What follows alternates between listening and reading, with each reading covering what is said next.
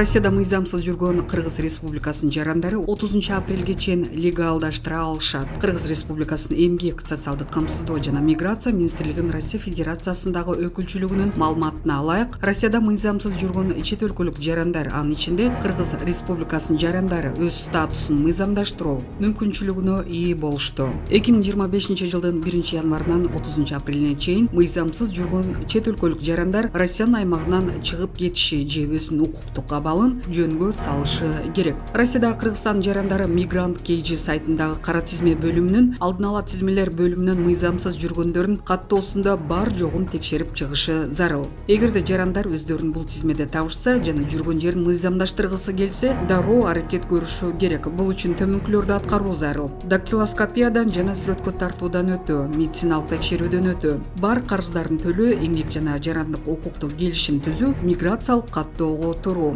Россияда иштөөгө укугу бар чет өлкөлүк жарандар убактылуу жашоо мөөнөтүн узартуу үчүн Россиянын ички иштер министрлигинин органдарына кайрылышы керек. Мындан тышкары иш берүүчү тарабынан күбөлөндүрүлгөн эмгек келишиминин же жарандык укуктук келишимдин көчүрмөсүн тапшырышы зарыл.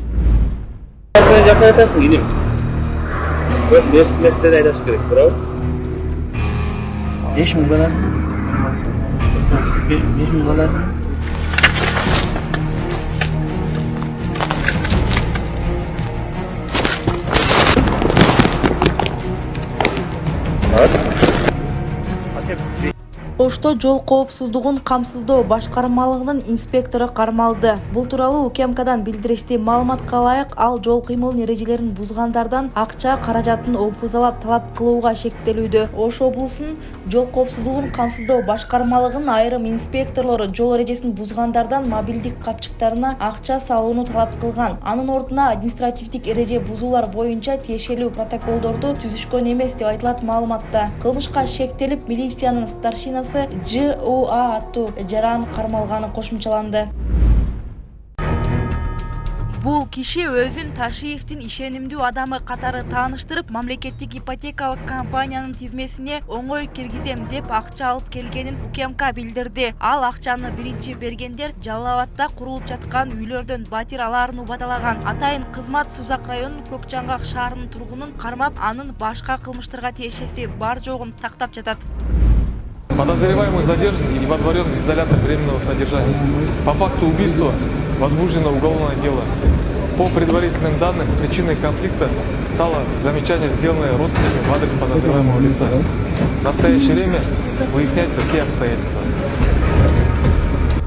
Астанада 21 жаштагы жигит телефонун алып койгон туугандарын бычактап салды. Астана шаарында түнү менен уюлдук телефондон оюн ойногон жигит телефонун алып койгон туугандарына бычак менен кол салды. Бул тууралуу казак басылмалары жазды. Маалыматка ылайык, окуя 17 январь күнү таңкы 4 чамасында болгон. Анда 21 жаштагы жигит онлайн оюндарды ойноп жатканда тууганы уктатпай жатканын айтып урушуп, телефонун алып койгон. Жинденген жигит ал уктаары менен ага бычак сайып, бөлмөдөгү башка туугандарына кол салган. Окуядан 1997 жылы туулган жигит каза болуп, дагы 3 адам оор абалда ооруканага түшкөн. Бул окуя боюнча Астана шаардык ички иштер башкармалыгынын басма сөз кызматы комментарий берди. Бул кылмышка шектүү 21 жаштагы Борбор калаанын тургуну кармалып, убактылуу кармоочу жайга киргизилген. Адам өлтүрүү фактысы боюнча кылмыш иши козголду. Алдын ала маалыматтарга караганда, чыр-чатакка жакындарынын ага карата айткан сөздөрү себеп болгон. Полиция окуянын чоо жайын териштирип жатат деп билдирген Астана полициясы. Урматтуу Москва шаарындагы мекендештер, Умбем клиникасы төмөнкү кызматтарды сунуштайбыз. Педиатр, гинекология, стоматология, неврология, хирургия, кардиология, лор, УЗИ жана башка. Андан тышкары массаж жана бардык лабораториялык анализдер. Толук маалымат +7 925 103 22 77. Биздин дарек Москва шаары, метро Нахимовский проспект, Севашская 7, корпус 2. Сиздин ден соолугуңуз биздин камкордук. Ысык көлдүн жээгинен жалгыз аккуу табылды. Уча албай калган кушту жети өгүздүн имамы таап алган. Канаттуу Караколдогу Бугене зоопаркына өткөрүлүп берилди.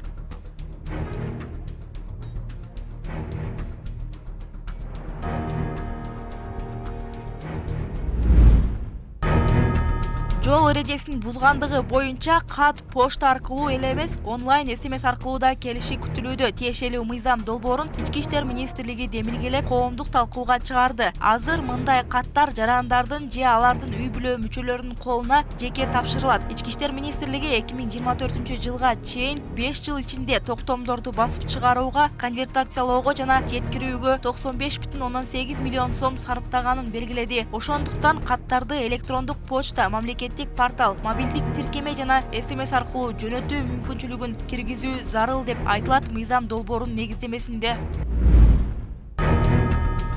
Ырчы Самат Доолотбаков колун сындырганын айтып тамадаларга кайрылды. Самат Доолотбаков 17 күн социалдык тармактарга кирбегенин айтып, жаңы жылга аз калганда кырсык болгонун жазды. Жаңы жылга аз калганда ата-энебиз менен Ысык көлдөгү ресторанда болчубуз. 31 декабрь саат 22:30да тамада оюн уюштуруп жаткан. Биз кеченин коноктору болжол менен 50-60 киши салют күтүп жатканбыз. Алып баруучу кол күрөш сынагын уюштуруп, катышуучуларды чакырды. Буга чейин мындай конкурстарга катышкан эмесмин. Бирок чыктым. 2 кишини жеңдим, оң колум чарчап калды. Алдыда дагы бир күрөш бар болчу. Ошентип 1-2 мүнөттүк тынымсыз күрөштөн кийин мен кызыктай кычыраган үндү угуп, оң колумду карама каршы тарапка ийилгенин көрдүм. Сол колум менен оң колумду кармап эч нерсе сезген жокмун. Ошондо олуттуу нерсе болгонун сездим. Жарым сааттан кийин Чолпон Атадагы ооруканада болуп, оору басаңдатуучу дары алып, биринчи жардам көрсөтүштү. 2 сааттан кийин жубайым экөөбүз Бишкекке жөнөдүк. Шаардагы 4-ооруканага келдик. 8 күндөн кийин операция жасашты. Бүгүн операциядан кийин 11 күн өттү. Баары жакшы, Кудайга шүгүр. Бирок кадимки жашоо образга 3-4 айдан кийин гана кайта алат экем. 1 жылдан кийин кайра операция жасатып, титан пластинын алыш керек дешти. Мен муну мага боор оорусун деп айткан жокмун. Жөн гана алдын ала кеңеш берип жатам. Мындай конкурстарга катышпаңыздар. Тамадаларга да кайрылып кетким келет. Бул өтө эле коркунучтуу оюн. Ошол үчүн муну уюштурбаңыздар. Ооруканада жатып, мендей болуп кайрылган ага эжелер бар экенин уктум. Мендейлер көп экен деп жазды ал.